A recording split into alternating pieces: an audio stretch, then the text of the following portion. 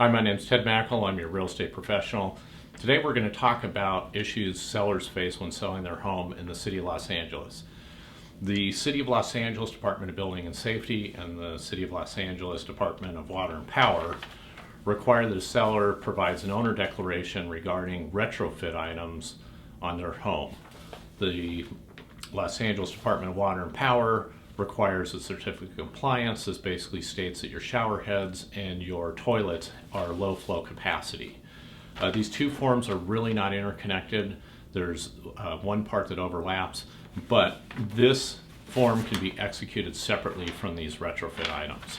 This requirement of all sellers in Los Angeles City has created a cottage industry of what are called certified retrofit companies that will charge you a fee to inspect your house to see if you comply with what the city wants. These retrofit companies come over and they don't just tell you what the city requires you to do, they give you a laundry list of other things that have nothing to do with the requirements to sell your house.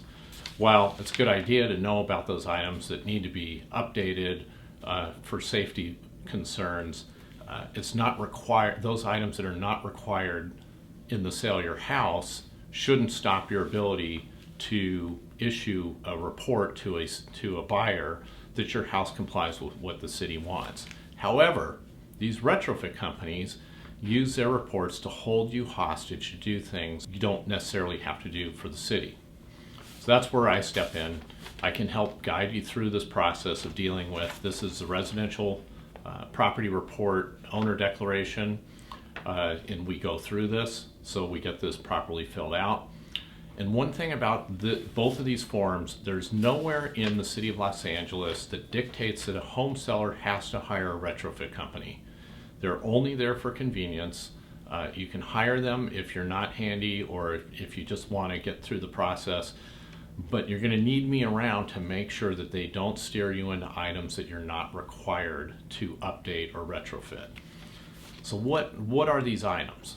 There's 6 items on this RPR that are required by the city. And two of the same items are on the Department of Water and Power. And it starts off with the first one are water conservation devices. This is the low flow toilet requirement and the low flow shower head requirement. It also gets covered on the certificate of compliance. The interesting thing about these low flow toilets is that it's very difficult to find a house that doesn't have a compliant toilet for a number of reasons. Older toilets have been replaced and repaired by plumbers, and when plumbers come out and find really old toilets, they typically sell a whole new toilet system to that property owner, and you cannot buy toilets at the supply warehouses, at the home improvement centers that are non-compliant. Challenge anyone watching this to go to Home Depot and see if you can find a toilet over 1.28 gallons per flush. The requirement here is only 1.6. Very difficult to find a 1.6 per gallon flush toilet or larger anywhere in Southern California. Additionally, if homeowners remodel their bathroom, at the time of the remodel, the city's going to require the shower heads be updated and the toilets be updated. Otherwise, they won't sign off on the permits. So the likelihood of these toilets being incorrect is very low. And as a real estate professional or just as a homeowner, you can lift the lid off the tank of the back of the toilet. The flush rate is stamped in the porcelain, or it's stamped on the porcelain, or there's a decal that explains what the flush rate is. Sometimes it's stamped on the bowl, but it doesn't take a rocket scientist to read the flush rate and know if it complies or doesn't comply. The shower heads are a little trickier, but even if you don't feel comfortable, you can go down to the home improvement store. Shower heads are very inexpensive. They all come at the new flow rates, and those can be replaced really easily. Again, if your home's been remodeled recently, especially the bathrooms, you're not going to need to replace these items because it was required at the time of your remodel. The second item is you have to have security lights and locks on properties that are 3 or more units. So this generally doesn't apply to most people because most people are just selling a single family residence. You don't have to deal with that unless you're a multi-unit building. Seismic gas shutoff valves. These have been around since the Northridge earthquake. A lot of properties have changed hands over the last number of years, and this upgrade has been triggered. We don't run into a lot of homes that don't have the valves, but it does happen from time to time. These are simple, easy things to spot. They're a big, boxy type. Sometimes they're red, sometimes they're gray, and we can find those in your side yard right on the meter. It doesn't take a retrofitter to go identify these devices. You need metal bars, grills, grates, security roll-down shutters, or similar devices over emergency escape windows in sleeping rooms that have a safety release from the inside. So first off, if your house doesn't have any bars over the windows, you don't even have to deal with this paragraph. If you got bars over the windows, if they're in bedrooms, then you may have a retrofit requirement on those bars. If you don't have any bars over the bedrooms, but maybe it's over the kitchen or the laundry room, the retrofit companies can't make you fix something in a kitchen or laundry room because it's not a sleeping room, and that's what's on here as a requirement. Installed over emergency escape windows in sleeping rooms. Smoke detectors and carbon monoxide detectors, this has been state law for a very long time. We just need to make sure that you've got them in each bedroom, in the hallways, outside of bedrooms, and then a carbon monoxide detector in the hallway outside of bedrooms as well. And that could be on both floors if you have a 2-story house. Those are very inexpensive, easy to do. If you have smoke detectors that are anywhere around 8 years or older, most of them have only a 10-year lifespan. So if you have the old ones with a 9-volt battery, you're most likely going to have to update them. Impact glazing and approved film for sliding glass panels of sliding type doors. And this is the operative language. Sliding glass panels of sliding type doors. So you have to have a sliding glass door for this to kick in. There are houses old enough, especially in certain parts of Los Angeles, where sliding glass doors were not installed, especially homes in the 50s. And this is something you see a lot on homes in the 60s. These sliding glass doors did not have safety glass. They're really dangerous. There's 2 ways to correct them. You can get a new sliding glass door installed. On older homes, the openings averaged in the 8-foot range. That was pretty typical. A door like that's going to be $2,500 to $3,000 to replace.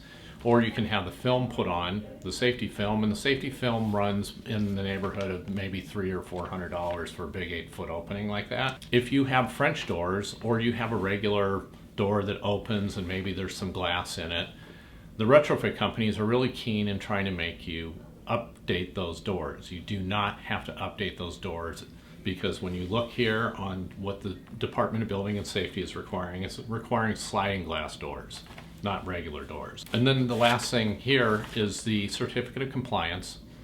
What you need to know about this is that it's asking again about toilets and shower heads. We can handle this. And the other thing is that I, as a real estate broker, I can put my license and my signature, and I can sign this form that you're compliant on the toilets and the shower heads.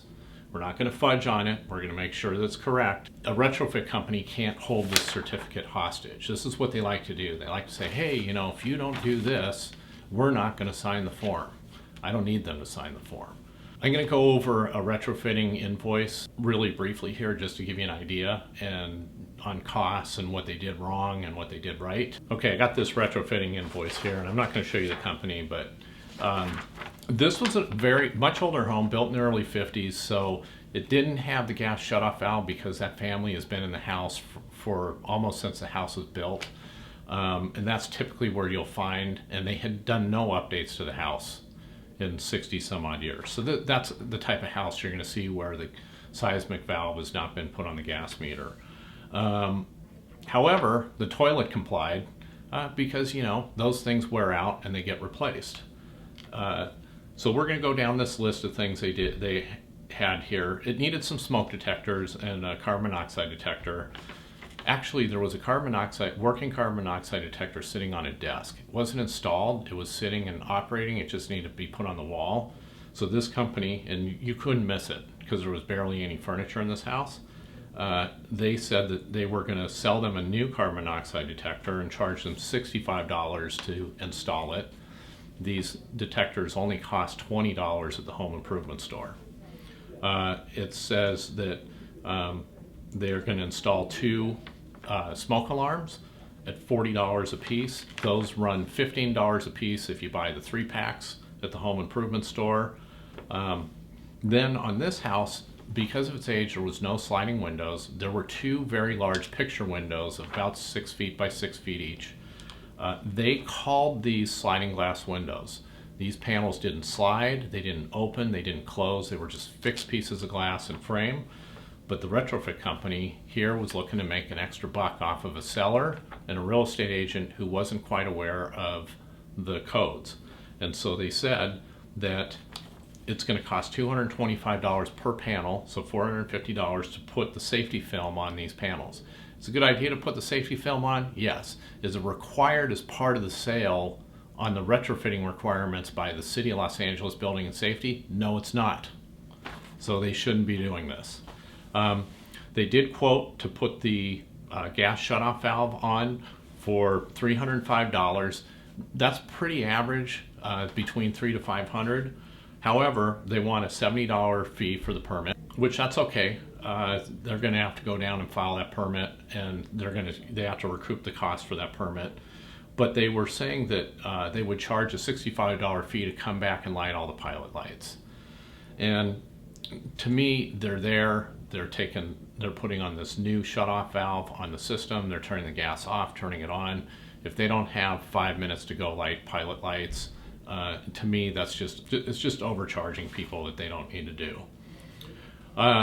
It says security bars on 3 windows with no release. They didn't quote this, and that's good. But it really shouldn't even be on the report, because if the retrofitting report is to go with the City of Los Angeles checklist, then what they're doing is they're making a buyer question something that's not required by the city. It's good that the buyer knows that they're there.